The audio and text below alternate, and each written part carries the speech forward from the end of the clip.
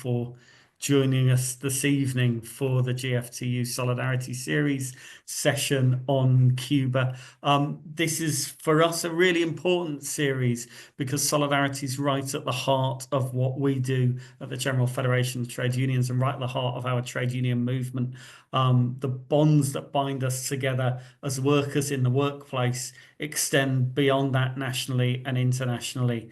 And as we so often say, we have far more in common with workers right across the world, whether that's workers in Cuba, whether that's workers in Palestine, whether that's workers in the US or workers across Europe. We have far more in common with those workers than we do with the bosses in our own country or indeed anywhere else in the world. So this Solidarity series is absolutely crucial for us. We're really, really pleased this evening to be doing this session jointly with the Cuba Solidarity Campaign, an organisation to which GFTU is affiliated and which does sterling work in support of Cuba's right to sovereignty, its right to determine its own future, and its right to resist the illegal US blockade. But I know that our speaker will be saying much more about that, so I won't go on. There is a behaviour statement posted in the chat. Please do take a quick look at that, and obviously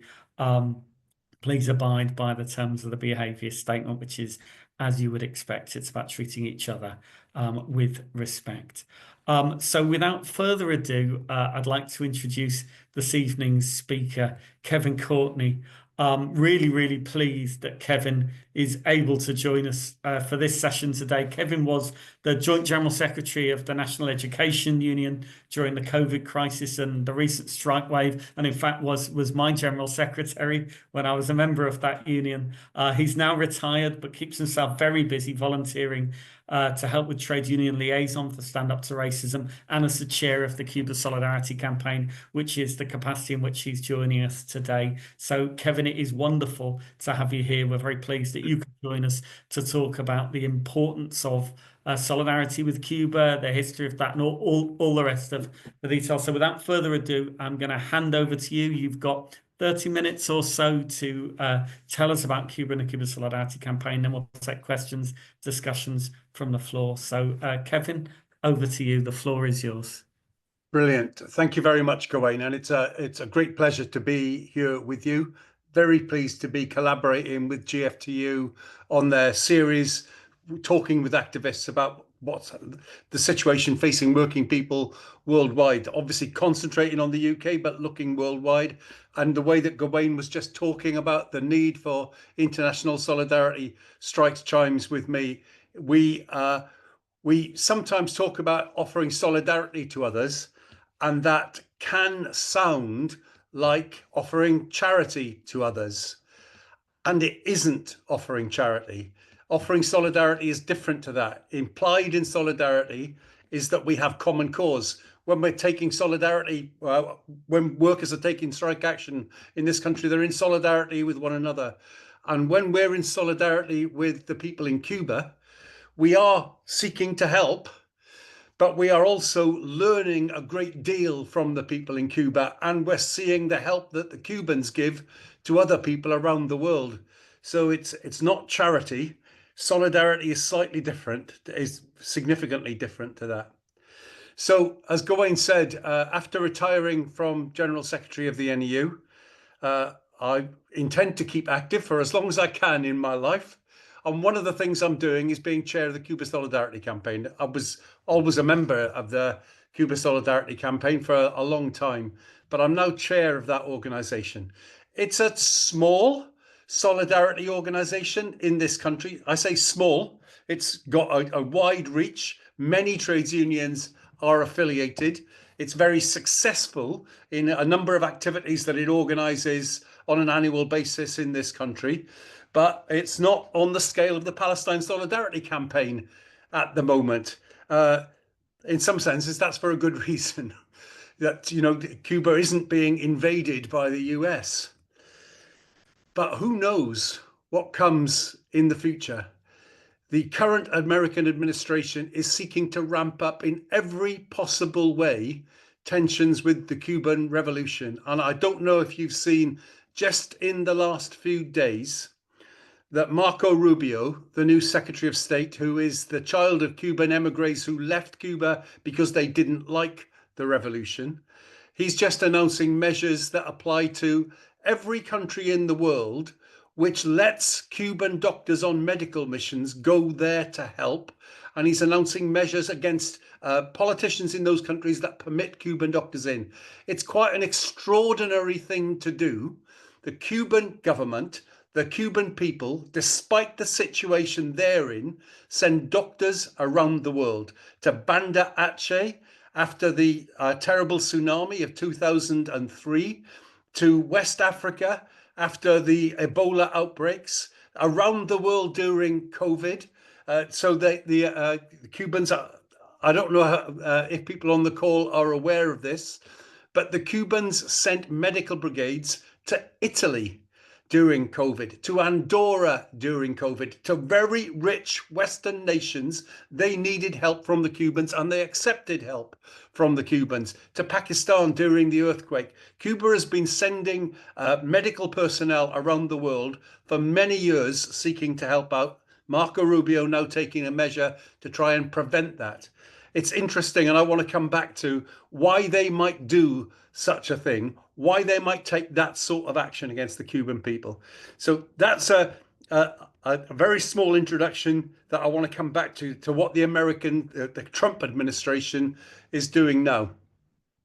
But you have to think about Cuba over a longer period than that.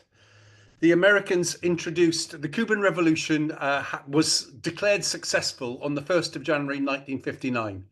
That's when Fidel and Che and the others had been in the mountains and fighting, but they succeeded and they removed the dictator Batista on the 1st of January 1959. I was born in August 59, so at age 65, I'm the same age as the Cuban Revolution.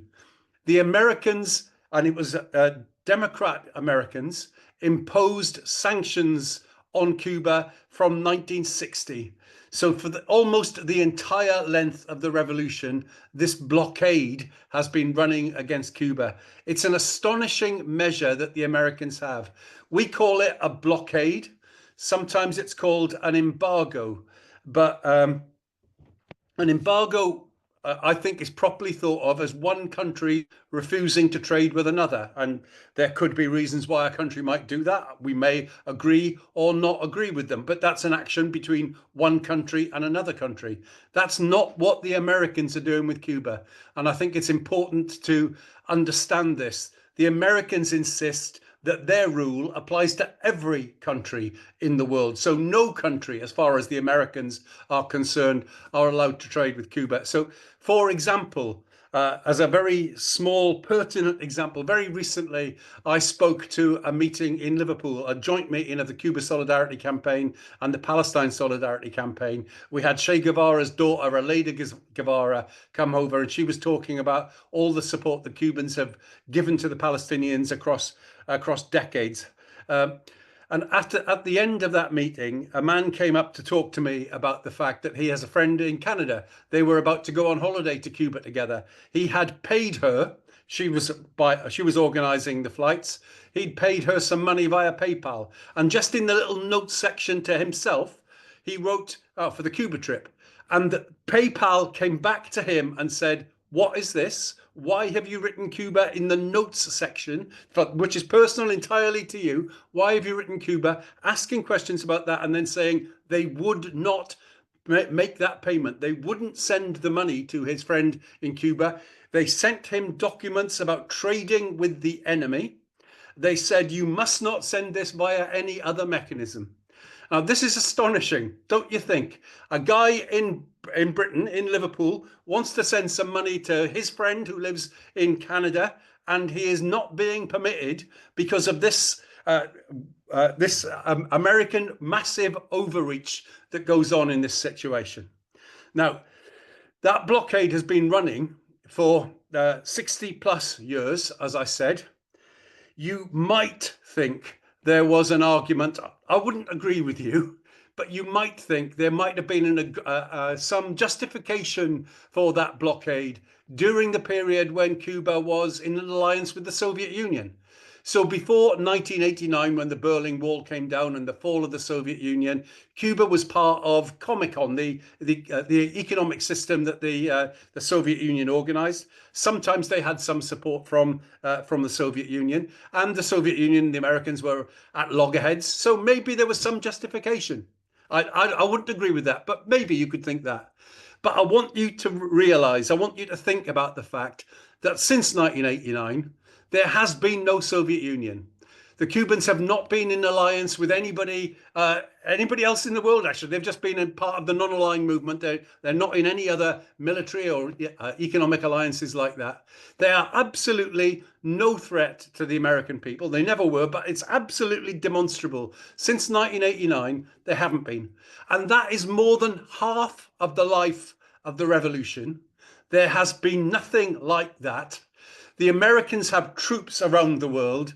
The Cubans have doctors around the world. And yet the Americans have maintained this blockade against the Cuban people. And it's an astonishing thing to have done. It's astonishing that they maintained it during COVID. During COVID, you remember in those first phases, the Cubans sending doctors to Italy and Andorra, as I said. But in those first phases of COVID, you might remember the panic, a worldwide panic about not having enough ventilators. And the Cubans wrote to the Americans and said, could we buy some ventilators? The Americans made a lot of ventilators. Could we buy some ventilators from you? They weren't asking for charity. They weren't asking for solidarity. They asked if they could buy some ventilators. The Americans said no. The embargo remains even at the height of the COVID pandemic. That is an astonishing thing to do. The Cubans are a remarkable people, and they have invested massively in biotechnology. They are a poor country, and I think it's important to remember that. They're in the global south. They are a poor country. Their GDP is about 1/7 of American GDP per head. At that per capita basis. So they are a poor country, but they've invested massively in biotechnology. And because of that, they could develop their own vaccine. Now, they had to develop their own vaccine because the Americans wouldn't trade with them over vaccines, but they developed their own vaccine. They are successful and useful vaccines, and the Cubans have eventually managed to vaccinate their entire population. But they were delayed by month after month after month because the Americans wouldn't even let them have syringes, needles, etc. So the Cubans had to go through all sorts of sneaky ways to try and get those things into their island to keep this. So that's a sort of tale of woe on one level. And I think it's the reason I put it out like that is to think with you, why would the Americans, the richest country in the world, behave that way towards this small island in the Caribbean? A population of about 11 million people, so far smaller, same population as London, far smaller than the population of the United States. Why would the Americans maintain that blockade? And not only that, in the first Trump presidency, they made it even worse. Unfortunately, Joe Biden didn't remove this measure until the very last day of his office, and Trump put it back on in the first day of his office, and that is putting Cuba on a list of state sponsors of terrorism. Now, this is a US list. It's not a United Nations list. It's a list of countries maintained by the United States. They have Iran on that list. They have North Korea on that list. And they have put Cuba on that list of state sponsors of terrorism. And that means that Cuba cannot access the world banking system. It's another restriction put on them. It makes the blockade even worse. Now, I want to tell you why the Americans put the Cubans on that list. They said that there were guerrillas from the FARC group, which is a Colombian guerrilla group that was fighting the government in Colombia, that there were guerrillas from the FARC in Havana, and that the Cuban government refused to extradite them to Colombia. And that's why they put them on this list of state sponsors of terrorism. Now, I have to say both those things are true. There were FARC guerrillas in Havana, and the Cuban government did refuse to extradite them. But that's only a tiny part of the story. There was an attempted peace process in Colombia between the FARC guerrillas and the government, a right-wing government at the time. And there was an attempted peace process. And the United Nations asked Cuba and Norway to jointly be guarantors of that peace process. And as part of that, talks had begun in Havana between the then Colombian government and the FARC guerrillas, and Cuba and Norway were working together on getting those talks up and running, looking for that peace settlement. The government changed in Colombia, and they no longer wanted to try on the peace process. So the Cubans are then faced with this situation. They've been asked by the UN to be a guarantor of the peace process. When they signed up to that, they had to explicitly sign up with the UN that they would not extradite any participants in the process. And you can see why the UN has that sort of rule. If you want to have peace processes running anywhere in the world, if you want to have a peace process running between Hamas and Israel, there will be talks going on somewhere. They're going on in Qatar at the moment. If Hamas, whatever you think of Hamas, etc. But if they're going to Qatar to talk with Israel, and then they stand the chance of being extradited from Qatar to somewhere else, are they going to go? Will the peace process ever happen? So the peace process requires that participants in it have some degree of security, and the Cubans had signed up to that process with the UN. So that is the entire reason why they're put on this state sponsor of terrorism list. Since then, the government in Colombia has changed. It's moved to the left. The peace process has succeeded on some levels. The FARC guerrillas, the vast majority of them, have laid down their arms. The left-wing president of Colombia asked the Americans, said, this is completely wrong. You should take Cuba off this list. A previous right-wing president of Colombia, Santos, who was the first of the right-wingers who started the peace process, he said to the Americans, this is completely wrong. You should take Cuba off this list. But Trump is not doing that. So Cuba faces the embargo, and it faces this state sponsor of terrorism list. And this is having huge real impacts in Cuba right now. So I was in Cuba in October of last year. I went with an NEU delegation, accompanying an NEU delegation. The National Education Union sends a delegation of about 20 teachers, support staff to Cuba during their October. So these teachers give up their October half term. They go to Cuba and we visit schools. We visited primary and secondary schools and universities in Havana and in a rural area outside Havana. So we visited schools all over the place. We saw the massive degree of commitment that the Cuban government, the Cuban state, the Cuban people have for education. Really astonishing. If you ever have a chance to go on such a delegation, I would really recommend going. From the point of view of a teacher who's worked in schools in England, class sizes are 6, 7, 8. The teachers in the schools talk with such pride about their continuing professional development. In every school we went to, we talked about the fact that many teachers were training to get a master's certificate. In every school that we went to, we heard about speech and language therapists, about social workers, about a whole team around the child. In every school, we saw a real commitment to the arts education on an astonishing level. That's not to say not to science or history or Spanish language, but a real commitment to arts education. So an astonishing commitment by the Cuban state, the Cuban government, the Cuban people to education that parallels their commitment to health and to sports and to arts outside the school as well. Astonishing how good that was. But then also astonishing was the huge lack of resources that they face because of the blockade. So there were blackouts, electricity blackouts that they are a result of the blockade. There is a blockade on oil shipments, so it's sometimes very difficult for the Cubans to get oil shipments. Sometimes Mexico sends them some, but only if the Mexicans can get military transport. Generally, it doesn't work with companies get blockaded. So sometimes Mexico will try and set up a company that only deals with Cuba and doesn't go anywhere else. And that's a very expensive way of doing things. But there are sometimes those sorts of ways around it.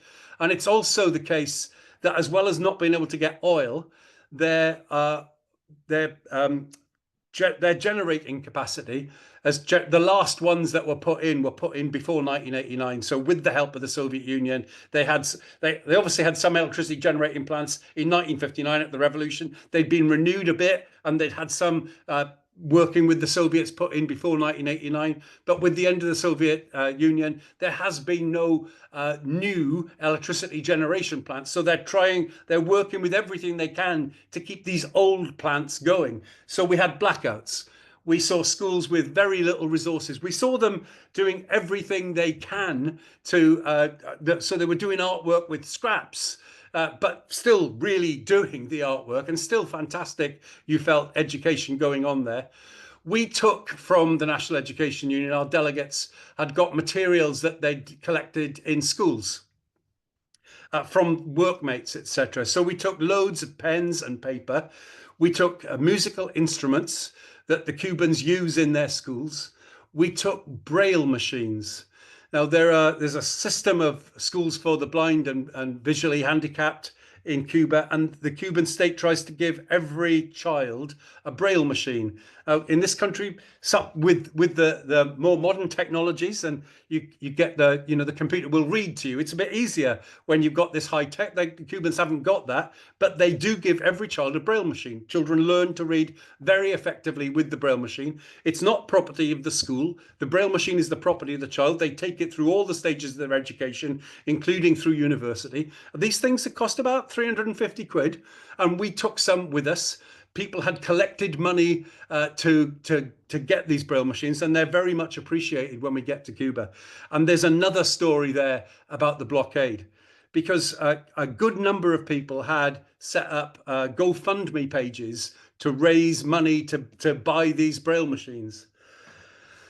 And the streetwise ones had not mentioned Cuba on their GoFundMe page blurb, but they had then said to their mates on WhatsApp, which is private, I'm collecting money for Cuba, go to this page and give me some money.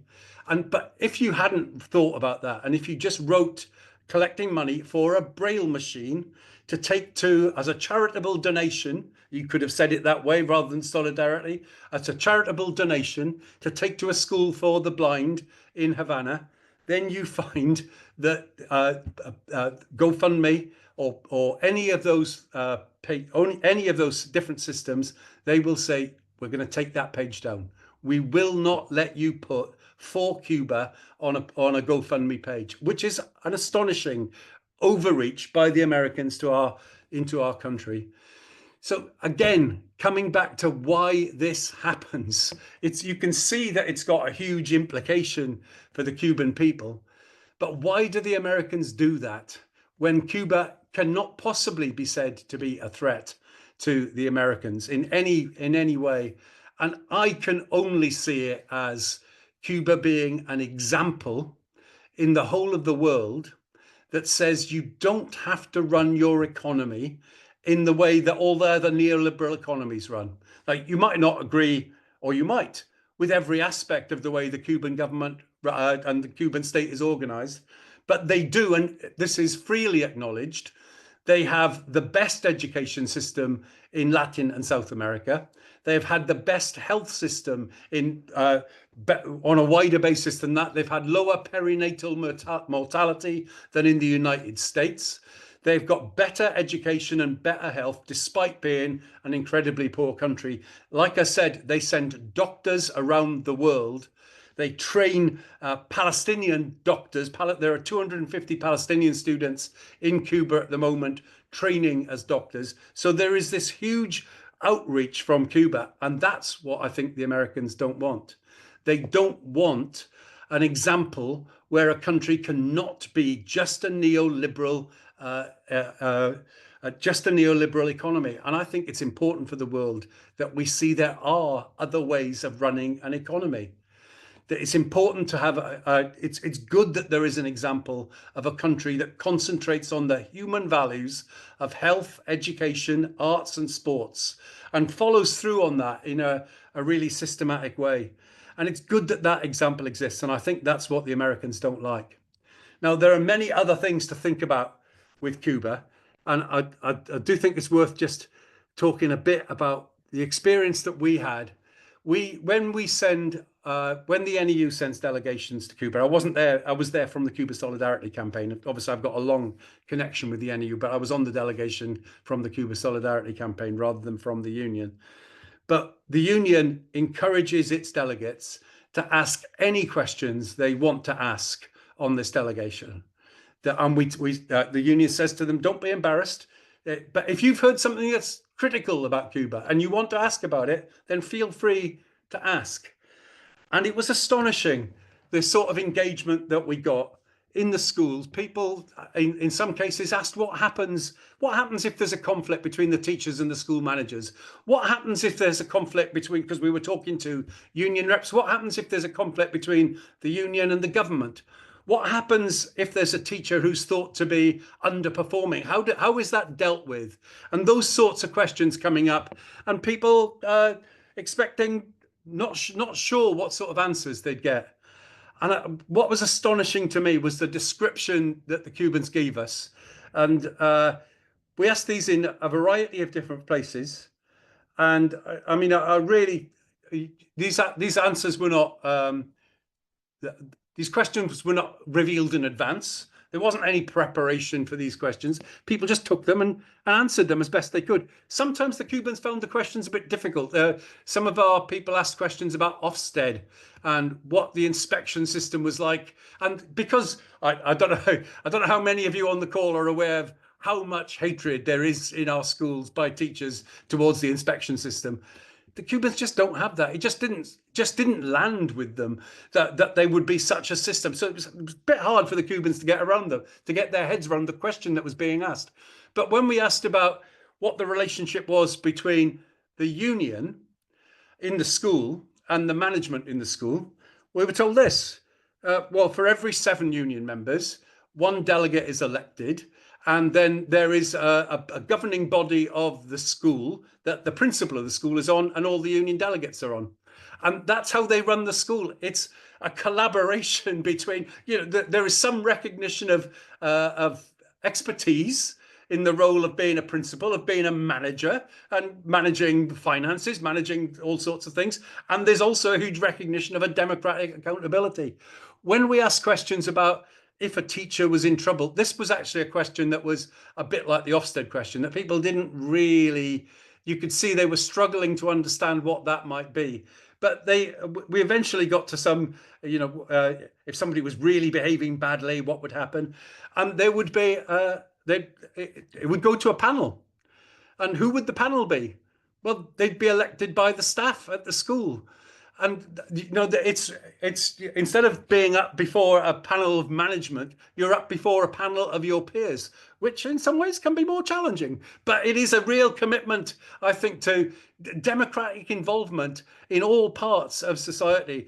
When we ask questions about the union and government, that was quite a puzzle to them when we described the conflicts that we might be in, because they were saying what sort of things we were talking about. Well, if you're an education union and the government starts introducing something like performance related pay and you don't like it, how would you manage that sort of conflict? And they were frankly, they were gobsmacked at the idea that a government would run roughshod over the wishes of working people, over the wishes of their union, and introduce something like that. It would never happen. There's a collaboration at all stages throughout that. Now, I'm not saying that Cuba is a perfect society in any way. It's a very poor society, and that has all sorts of difficulties. But the Cubans have this saying that solidarity isn't uh, isn't giving what you have left over, isn't sharing what you've got left over. Solidarity is sharing what you have. I think that's quite difficult for us in this country to think about. But in Cuba, that is absolutely central to the way politicians, leading figures in the political in politics, and ordinary people talk about it. So we just got there after Cuba had been hit in the eastern provinces of Guantanamo, where the Americans have got their illegal base, but there are still places outside the base where there are lots of Cubans living.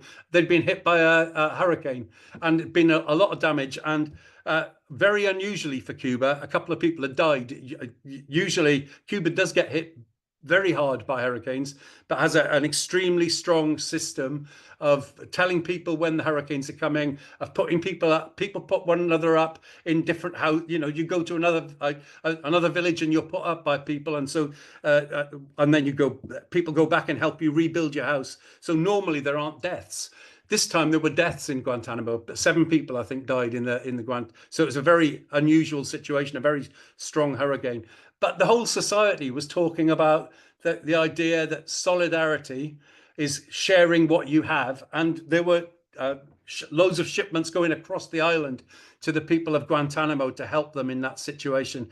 So there's an astonishing degree of that internal solidarity going on.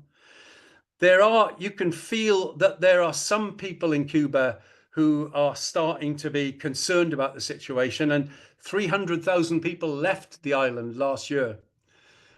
And these are young people that the Cubans would like to stay, but they're allowed to leave. They go to Mexico and try and get into Cuba because of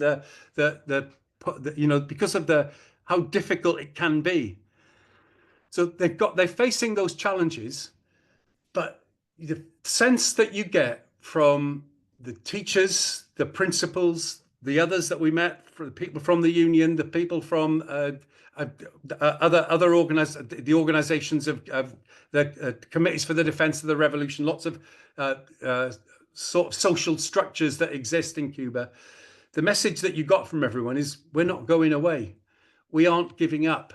We think our sovereignty, our right to make our own decisions, really matters. And we are committed to this path that we're on of trying to make a society that works through human values, through a commitment to education and health and arts and sports, instead of the American capitalist way. So I think the Cubans will come through these periods despite how difficult they are. And I think they'll continue to be an example to the world. I think that in many ways, America will find that it is overreaching in trying to stop the Cuban doctors going elsewhere. Those Cuban doctors, I gave the examples of helping out in earthquake situations, in tsunamis, in the Ebola crisis, in COVID. But it isn't just that. They are training thousands of doctors from the global south, from Africa and Asia, but they also do massive they have missions in other South American countries where they do huge numbers of eye operations, cataract operations that people can't otherwise have. And they've saved the lives, they've saved the sight of many thousands of people through that. I think the Americans will find that they lose the court of public opinion. It's important that we are shouting out that they do lose that court of public opinion on these questions. And it's important, therefore, that we do everything we can in this country to try and raise these questions up. So a few years ago, the NEU was involved with something called the Education Cuba the Viva La Education campaign, where we had a big collection in schools. We collected lots of money for musical instruments, for resources. We sent, this is with the Cuba Solidarity campaign, we sent containers load of materials which go on boats to Cuba, breaking the blockade. Now, this year, it's not the NEU giving the lead on this, it's Unison, and Unison branches, Unison regions around the country are collaborating with the Cuba Solidarity campaign. Lots of other unions involved as well in the Cuba Viva campaign, the campaign for health resources for the Cuban people. And we've collected well over £100,000. We've already got several containers on the way. There will be many more that go to Cuba.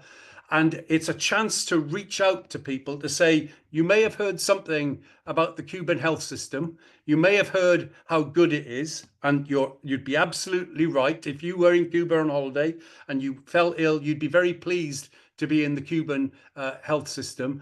But even the Cuban health system is now starting to suffer under this blockade. And perinatal mortality is starting to inch up for children, for babies in Cuba. It's still very good, but it is going in the wrong direction exclusively because of the blockade. So we want to be part of trying to break that blockade and get those materials to Cuba, but also to use every chance that we have to explain why we're doing it, to explain that it's the Americans' blockade, that the Americans wouldn't even sell ventilators that they had, that they wouldn't permit a trade in syringes and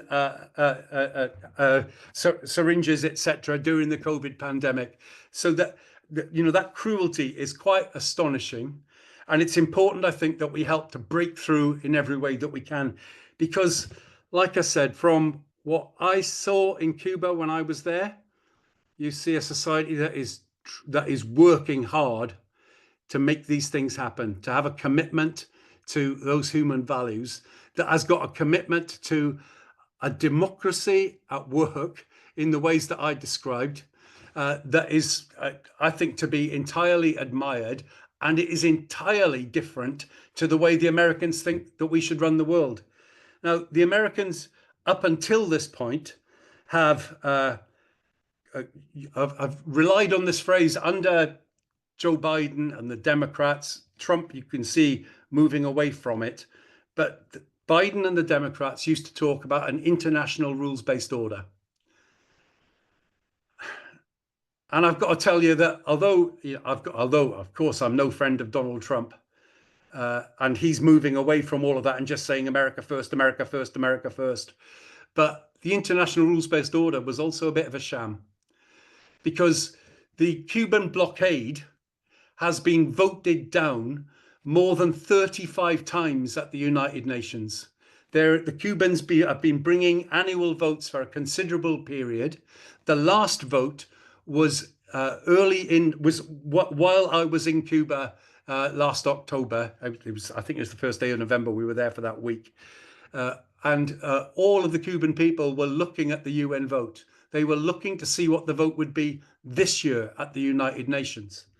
Now, they weren't looking at it thinking there'll be a magic wand and this will change, just because of the experience they've had across 30 years. But this year, our country voted against the Americans, and they have the UK has voted against the blockade for about 20 years. 182 countries voted against the United States blockade. Only 2 countries voted in favor of their blockade.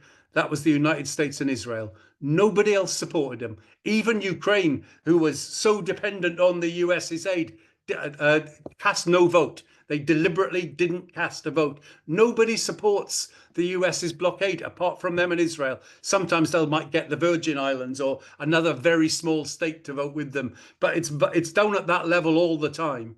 And yet nothing happens, even though the biggest representative body in the world has voted that the blockade should end. And they are not voting necessarily that the Americans shouldn't blockade Cuba. That's a decision that one country might make. But they're voting that it shouldn't be international. And it's the international body. And nothing happens as a result of it. There is no international rules-based order. There never was, and if the Americans didn't like it. Or ask yourself the question about, if Cuba is on this state sponsor of terrorism list, presumably Americans think they've got some evidence to back it up. And I've been through what the evidence is and what it isn't, and there is no basis for it. But where is the court that the Cubans could go to charge that the Americans are maintaining this state sponsor of terrorism list wrongly against them? There isn't anywhere. They can't take that. A vote at the UN doesn't make any difference to that either. So For all these reasons, the Americans have always been against the Cuban Revolution, the Democrats and the Republicans. There was a slight opening up with Obama, but it really wasn't very and that was very welcome. The Cubans were very pleased to have had a slight opening up with Obama, but it all went back immediately after when Trump was elected, and Biden took hardly any of Trump's measures off in the first when he was in office. So the Cubans are facing this difficult period, but they do have something around the world. And what they've got around the world is thousands of people like you, hundreds of thousands of people like you. They've got the people in all the countries where they have uh, aided them with medical the medical questions. They've got trades unionists around the world. And so joining the Cuba Solidarity Campaign and being part of the Cuba Viva campaign to try and get those health resources that we can send to Cuba is, I think, a vital thing for all of us. You are probably like me. Well, I'm retired, so I'm not quite as tired from work as I used to be. But I'm involved in myself in the Palestine stuff. I'm on lots of demonstrations. But if you've got some time of any sort or some resources of any sort, helping the Cuban people, I think, would be a very good place to put some time to. Join Cuba Solidarity, to get your union branch to affiliate to Cuba Solidarity, to make a donation to the Cuba Viva campaign. If you're a health worker, to raise that about whether there are materials in your factory, because some of the material we're sending is stuff that the NHS won't use any longer, but the Cubans can use. And so finding out bits where those resources are, telling the Cuba Solidarity campaign, that can be really helpful. And it's going to be a tough 4 years with Donald Trump, and we don't know what measure they will go for next. They are talking about cutting off remittances for because those 300,000 people who left Cuba last year, they're not necessarily, nothing like a big number of them are against the revolution.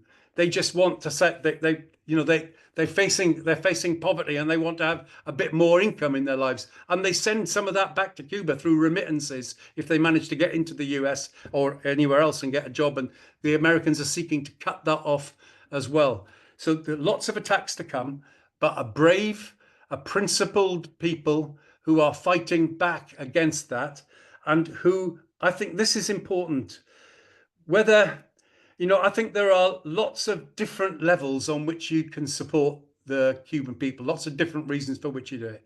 You might be a full partisan of the Cuban Revolution, which I am. I mean, I can't hide it. I think it's been a great thing for humanity. Or you might think it's just good that there's a society that isn't like the Americans. And for all of us in the whole world to look at a society which puts more money into health and education, it's good to see that experiment. Or you might just think, well, it's up to the Cuban people to decide what happens in Cuba. It's not up to the bully 90 miles across the sea who explicitly say in their materials around the blockade that they are doing this to try and create misery amongst the Cuban people so that they rise up and overthrow their government. Well, that hasn't happened in 63 years, and it's not going to happen.